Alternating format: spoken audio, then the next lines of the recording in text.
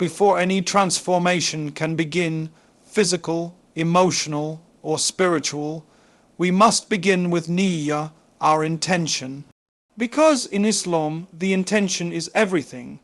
The Prophet F.D.F.A. said, actions are judged by intentions. This means that the value of what we do isn't determined by how big or visible it looks to others, but by the purpose that fuels it from within. If our intention is pure, then even the smallest habit, drinking water mindfully, waking up early, brushing our teeth, can become an act of worship. So when we talk about a glow up, we're not talking about vanity or chasing the world's definition of beauty. We're talking about realignment. We're talking about polishing the heart until it shines, so that what's within us radiates outward. You see, in our time, there's a growing obsession with external improvement, the right products, the right filters, the perfect version of ourselves for social media. But Islam teaches us that true beauty is not about what's seen in the mirror. It's about what's reflected through the mirror. A person with a sound heart, a heart that's humble, grateful, and connected to Allah, carries a light that no product can give. That's why the Prophet F.D.F.A. said that when a believer performs wudu and prays, a light emanates from their face. It's not a metaphor. It's a spiritual reality. That light comes from purity of intention. Because when your purpose is to please Allah, everything you do, even yourself, care, gains depth and meaning. But let's be honest, many of us start new habits from a place of dissatisfaction. We say, I need to look better, or I'm not enough yet. That mindset is built on insecurity, and insecurity drains you. It creates stress, comparison, and discontent. But when you begin with Niyyah, when you say, I want to improve myself because I value the body and soul Allah has entrusted me with, your motivation shifts from pressure to purpose. You're no longer chasing perfection, you're cultivating gratitude. This is where psychology meets spirituality. Studies show that people who act from intrinsic motivation, from a sense of meaning rather than external validation, sustain their habits longer and experience greater satisfaction. Islam has been teaching this truth for over 400 years. The difference between an act that uplifts you and one that drains you is the why behind it. So, before you begin your 30-day transformation, pause and set your niyyah. Tell yourself, I'm doing this to honor the trust Allah gave me. I'm doing this to live with energy, dignity, and confidence so that I can serve others better. This kind of intention changes everything. It turns skincare into self-respect, exercise into discipline, and even sleep into an act of gratitude. When the heart is aligned, the habits follow, and when the habits are sincere, the glow becomes effortless. So remember this. Beauty begins the moment your intention aligns with your purpose. Start from within, and Allah will handle the rest. One of the most overlooked yet powerful beauty rituals in Islam is something we already do several times a day, wudu. Think about it. Before standing in prayer, we wash our face, our hands, our arms, our feet, not out of habit, but as an act of purification. It's not just physical hygiene, it's spiritual preparation. Each drop of water that falls from our skin carries away more than dust. It carries away the weight of distraction, stress, and sin. The Prophet F.D.F.A. said that when a believer performs wudu with sincerity, their minor sins fall away with every drop of water. Now, imagine doing that 5 times a day. That's not just a skincare routine, that's divine rejuvenation. From a psychological point of view, wudu resets your state of mind. It interrupts the cycle of rush, anxiety, and exhaustion that modern life throws at us. You might notice how your mood softens and your body relaxes after wudu, because cleansing in Islam is not just about removing impurities, It's about renewing energy. The moment that cool water touches your face, you're reminding your body to be calm, to be present, to be conscious of Allah. That mindfulness itself releases tension, which reflects physically in your expression, your posture, your tone. You begin to carry yourself differently. Then comes Salah. When performed with focus, it's one of the most grounding practices in existence. You stretch, you bow, you breathe. 5 times a day, your body follows a rhythm of humility and gratitude. It's physical, emotional, and spiritual alignment. In sujud, your forehead touches the ground, and with that, you release your pride, your worries, your burdens. What's fascinating is that neuroscientists have found that bowing and prostration activate calmness centers in the brain, reducing stress hormones and promoting a sense of peace.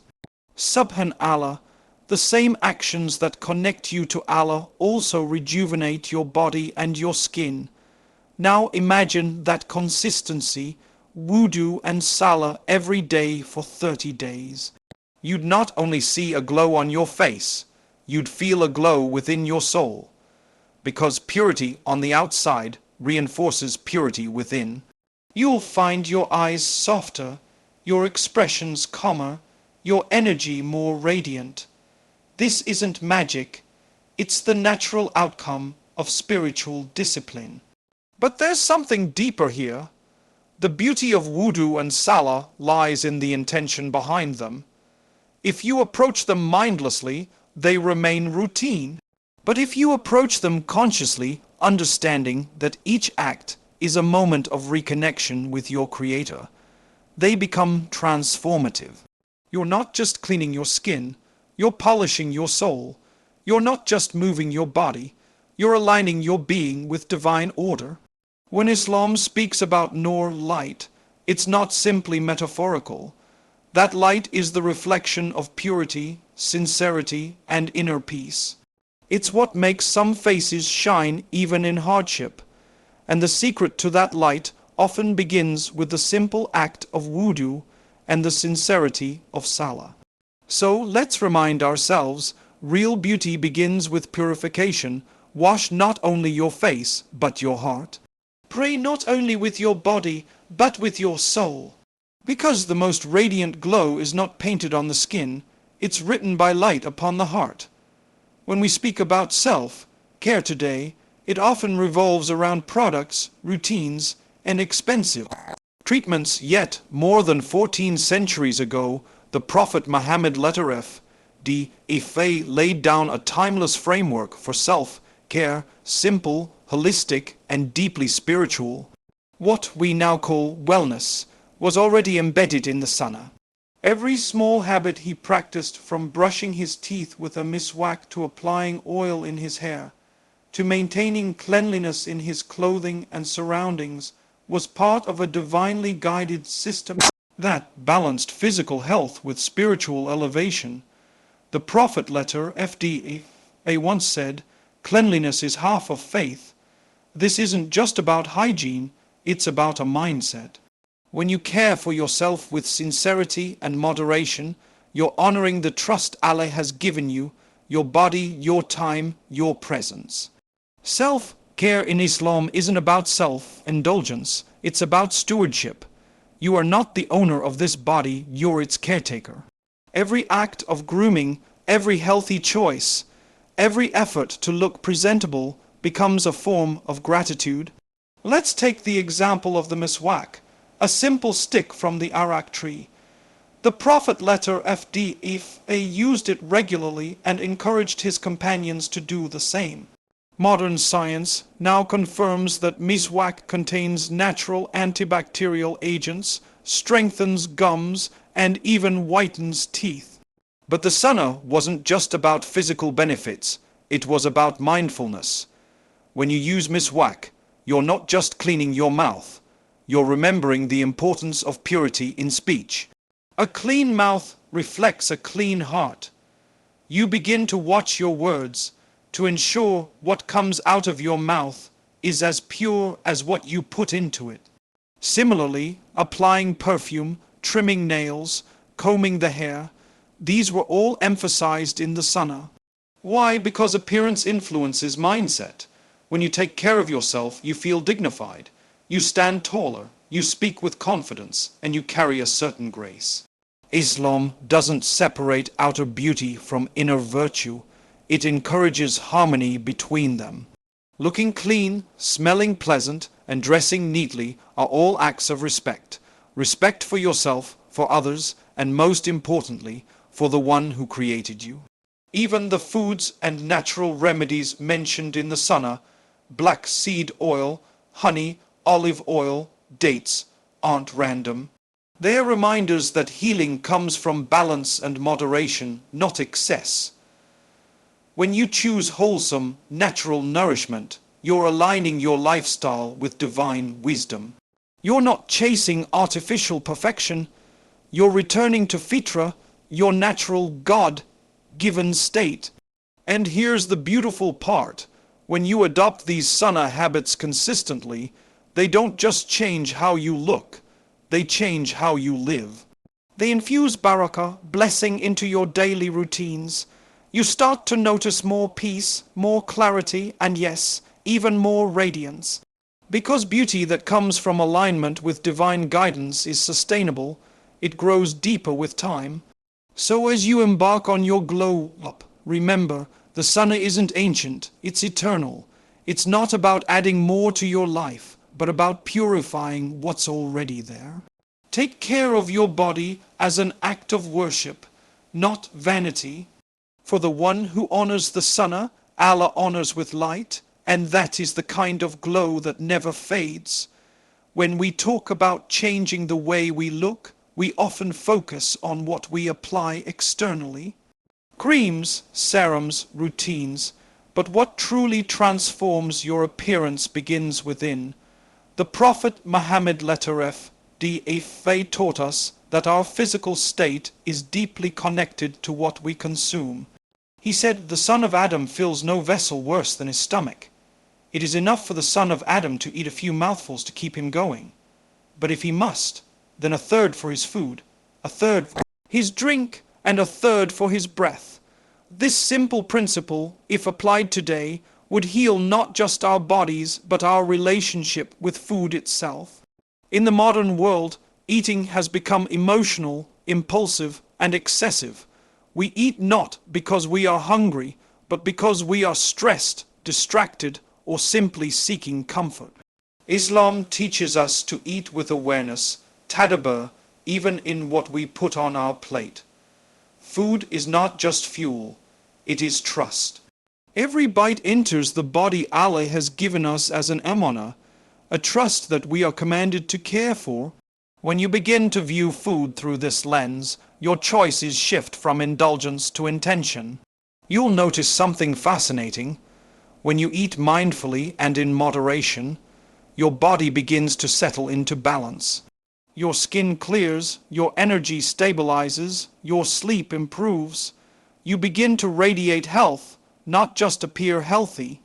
And this is not a coincidence, it's divine design.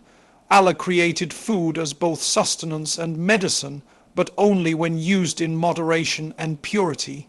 That's why the Qur'an says, eat of what is lawful and good on the earth, and do not follow the footsteps of Shaitan. The footsteps of Shaitan are excess, waste, and ingratitude, all of which rob us of the natural vitality Allah blessed us with. The Prophet F's diet was simple, balanced, and deeply nourishing. He loved dates, barley bread, honey, milk, and olive oil, all foods rich in nutrients and symbolic of moderation. He would eat slowly, with gratitude, and never criticize food. There's a wisdom here that modern psychology now affirms. Gratitude and mindfulness improve digestion and emotional well-being. When you eat with shukr, thankfulness, your body receives the food differently. It becomes a form of worship rather than indulgence. Even hydration, something as simple as drinking water, was done with care in the sunnah. The Prophet advised drinking in 3 sips, sitting down and beginning with Bismillah. These are not rituals without meaning. They teach presence, a moment to slow down, to remember Allah, to live consciously. If you commit to nourishing yourself this way for 30 days, choosing halal, wholesome food, eating in moderation, and beginning every meal with gratitude, you'll notice something remarkable. Your body will feel lighter, your skin will brighten, and your mood will stabilize. But more importantly, your relationship with food will transform from a worldly habit to a spiritual practice. So as you rebuild your habits, remember this: your plate is a mirror of your discipline and your faith. Eat to live, don't live to eat. And when you nourish your body with remembrance of Allah, your entire being begins to glow from the inside out. One of the most beautiful things about Islam is how it teaches us that true beauty and success are not built overnight. They are built through consistency. In a world obsessed with instant results, Islam reminds us of the quiet power of routine, the dignity of discipline, and the barakah that comes from order. The Prophet Muhammad said, "The most beloved deeds to Allah are those that are done regularly, even if they are small." That one teaching holds the secret to every real transformation, spiritual, physical, or emotional. When you look at people who seem to radiate peace and confidence, it's rarely because of one dramatic act. It's because of what they do consistently, every single day. The same applies to a 30-day glow up. You can't simply rely on bursts of motivation. Motivation fades. What lasts is structure, rhythm, and intention. Discipline is not about being harsh with yourself. It's about honoring yourself enough to show up every day. And that, in itself, is a form of self-respect. Think about the rhythm of our faith, 5 prayers, each spaced throughout the day. Fasting during Ramadan, Friday congregational prayers, these are not just acts of worship.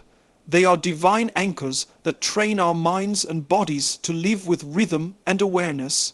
The one who prays Fajr consistently begins the day with clarity. The one who rests early after Isha learns balance. Islam naturally builds a routine that harmonizes with your body's needs: early rising, mindful eating, scheduled rest, regular reflection. These habits are not random, they are deeply aligned with human psychology. Modern science now tells us what the Sunnah has taught all along, that consistency rewires the brain. Every time you repeat a positive habit, you reinforce neural pathways that make it easier the next time. Over time, what was once effort becomes second nature. That's why discipline isn't about being rigid. It's about being free from the chaos of inconsistency, free from the anxiety of disorder. So when you start building your daily routine, don't overcomplicate it. Begin with small, meaningful actions. Wake up for Fajr, take a moment to breathe after wudu, make your bed, recite a few verses of Qur'an, drink water with Bismillah, and end your night with gratitude. These may sound simple, but when practiced with sincerity and regularity, they create alignment between your mind, body, and soul. Slowly, your energy shifts, your posture changes, your face relaxes, and people will begin to notice something different about you. That's not superficial beauty. That's the beauty of consistency, the beauty of barakah. The truth is, the glow doesn't come from perfection. It comes from showing up for yourself every day, even when it's difficult. It comes from patience, from trusting the process, from knowing that Allah sees every quiet effort you make. So don't chase quick results. Build lasting ones. Because in the end, discipline is the bridge between intention and transformation, and every step you take consistently, no matter how small, brings you closer to becoming the person Allah knows you can be. If you really want to change how you look, not just on the surface, but in your presence, your aura, the way people feel around you, then this next part is the secret, inner peace. You can have the best skincare, the healthiest diet, the most disciplined routine, but if your heart is heavy, restless, or filled with resentment, it will show. The eyes reflect the soul, and a troubled heart cannot hide behind a beautiful face. That's why Islam places so much emphasis on dhikr, on gratitude, on purifying the heart, because that's where the real glow begins. When you engage in dhikr, you're not just repeating words, you're training your heart to find calm in remembrance. Allah says in the Qur'an, "Verily, in the remembrance of Allah do hearts find rest." 13:28. This rest is not simply emotional comfort, it's a deep realignment. When the heart finds rest, the body follows. Your breath slows, your mind clears, your energy softens. You begin to carry a quiet confidence that no amount of makeup or self-help can replicate. Gratitude works the same way.